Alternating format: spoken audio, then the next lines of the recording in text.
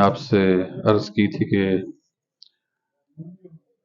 لگاتار 30 دن آپ کو افطاری تو ملے گی، لیکن انشاءاللہ دین کے حوالے سے بھی کچھ نہ کچھ ملے گا۔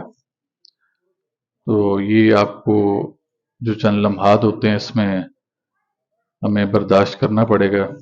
اور اس بیان کو سننا پڑے گا۔ چونکہ رمضان شریف کا مہینہ ہے تو میں ضروری سمجھتا ہوں کہ آپ لوگوں کو رمضان کے روزے کیوں فرض کیے گئے اس کے بارے میں بھی علم ہونا چاہیے، چونکہ قرآن کریم فرقان حمید میں اس کو اس آیہ مبارکہ کے ذریعے بیان کر دیا گیا کہ اے ایمان والو، تم پر روزے فرض کیے گئے جیسے کہ تم سے پہلی امتوں پر فرض کیے گئے تھے تاکہ تم ہدایت پا سکو۔ تو یہ میں جیسے پہلے رمضان میں بیان کیا کہ ہمیں دیکھنا ہوگا کہ ہم نے ہدایت کہاں سے لینی ہے۔ تو ہدایت کے لیے ہمیں جو کلیہ بتایا گیا کہ وہ یہ بتایا گیا کہ آپ نے ذالک الکتاب لا ریب فیہ ھدی للمتقین، کہ اس کتاب میں کوئی شک نہیں کہ پرہیزگاروں کے واسطے ہدایت ہے۔ تو ہمیں ہدایت جو ہے وہ لینی پڑے گی قرآن کریم سے، اور قرآن کریم نے ہمیں فرما دیا کہ یہ روزے تم سے پہلی امتوں پر بھی فرض کیے گئے، تو لہٰذا یہ اس لیے فرض کیے گئے تم پرہیزگار ہو، تم میں تقوی پیدا کرنے کے لیے کیے گئے۔ اب ذرا اس عبادت کی طرف، اس عمل کی طرف غور کیجئے کہ جب آپ کسی جانور کو کوئی اشارہ کرتے ہیں تو جانور بغیر سوچے سمجھے اس اشارے پہ عمل کرنے کی کوشش کرتا ہے۔ جو جانور ہے وہ آپ سے پوچھے گا نہیں کہ مجھ سے عمل کیوں کروا رہے ہو،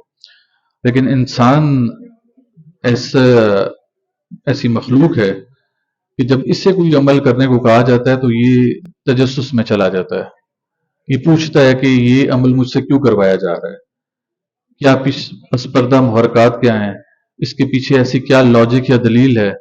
کہ خام خواہ ایک اچھی خاصی ہستی بستی چلتی پھرتی زندگی تھی کہ جس میں کھا پی رہے تھے، صبح ناشتہ کرتے تھے، دن کو کھانا کھاتے تھے،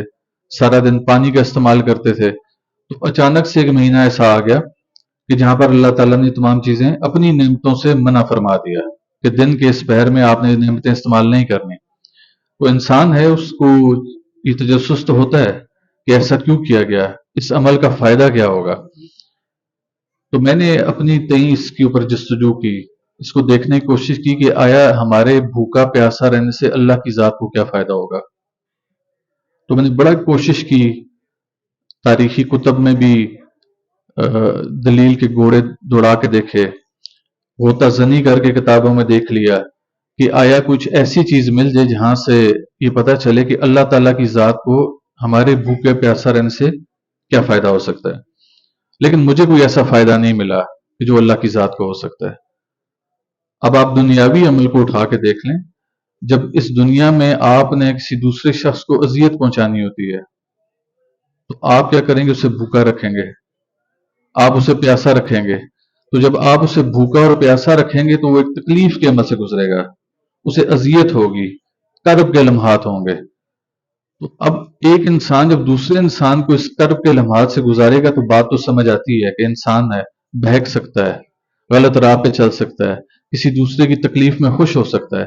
لیکن اللہ کی ذات جو غفور الرحیم ہے، جو مالک ہے، خالق ہے، جو 70 ماؤں سے زیادہ پیار کرتا ہے، وہ ہمارے اس بھوک پیاس سے کیوں خوش ہوتا ہے؟ اور اتنا خوش ہوتا ہے کہ اس عمل کو اس ذات نے عبادت قرار دے دیا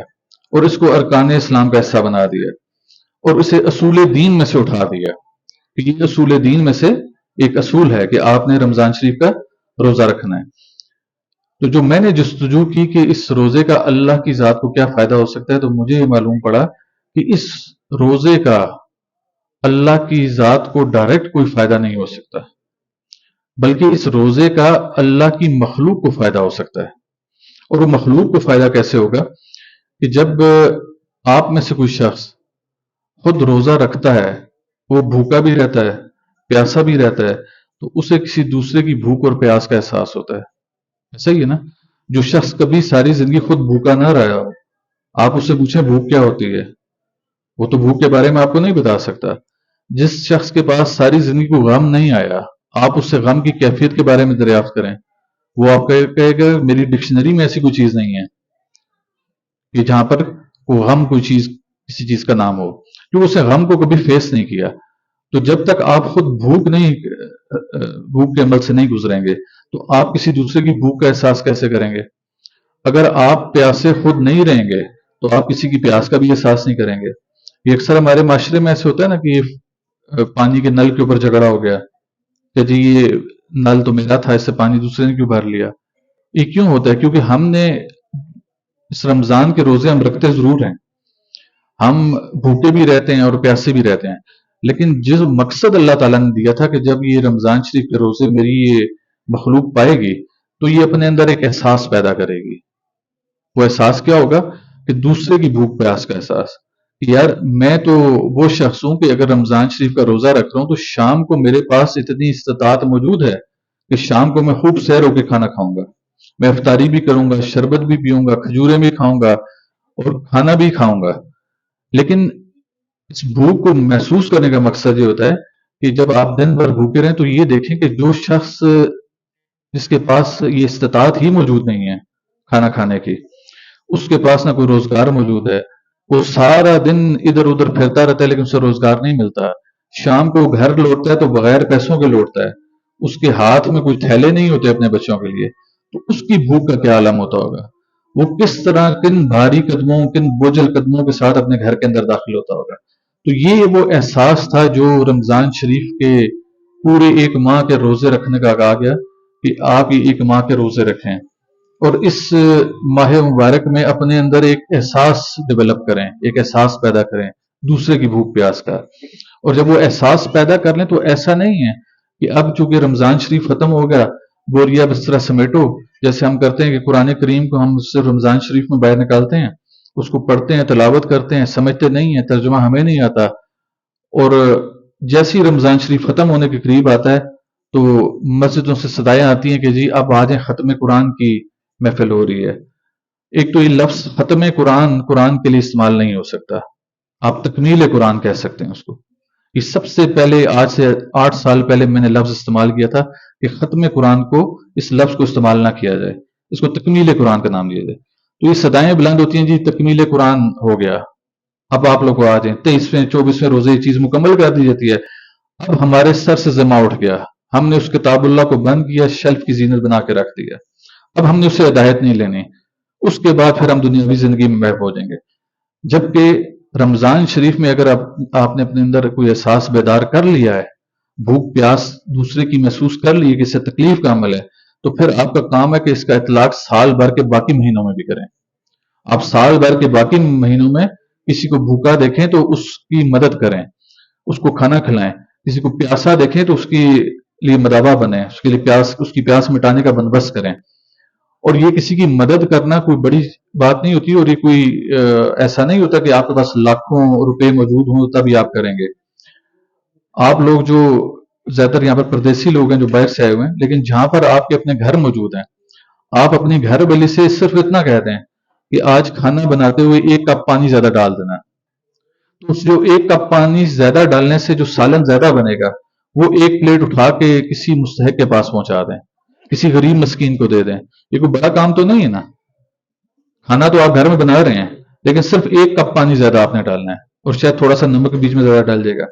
لیکن یہ آپ کا جو عمل ہے یہ اللہ کی ہاں سب سے زیادہ مقبولیت کا باعث بنے گا۔ آپ بے شک اللہ تعالیٰ کی عبادت کرتے رہیں، آپ جھکتے رہیں، سجدے دیتے رہیں، لیکن جب آپ سجدہ نہیں دیں گے تو اس کے ہاتھ میں ہے کہ وہ معاف کر دے گا، لیکن آپ کے ہوتے ہوئے جب آپ صاحب حیثیت ہیں، صاحب نصاب ہیں، آپ کے پاس اللہ نے طاقت دی، آپ گھر میں خود کھانا کھا رہے ہیں، لیکن ساتھ 2 گھر چھوڑ کے کوئی شخص بھوکا سوتا ہے، تو اس کا مطلب ہے آپ کی بخشش نہیں ہوگی۔ اور اللہ تعالیٰ اپنی قدرت کو یہاں پر آ کر لمٹ کر دیتے ہیں، محدود کر دیتے ہیں۔ اللہ تعالیٰ فرماتے ہیں کہ میں ٹھیک ہے ان اللہ علی کل شیء قدیر، میں ہر چیز پر قادر ہوں، لیکن اللہ تعالیٰ فرماتے ہیں کہ میں اس چیز پر قادر ہی نہیں کہ اگر کسی نے کسی کے دل آزاری کی یا کوئی شخص دوسرے سے دکھا تو جب تک وہ شخص اسے معاف نہیں کر دے گا میں اسے معاف نہیں کر سکتا۔ تو وہ عمل کریں کہ جو اللہ کے ہاں زیادہ مقبولیت کا حامل ہو۔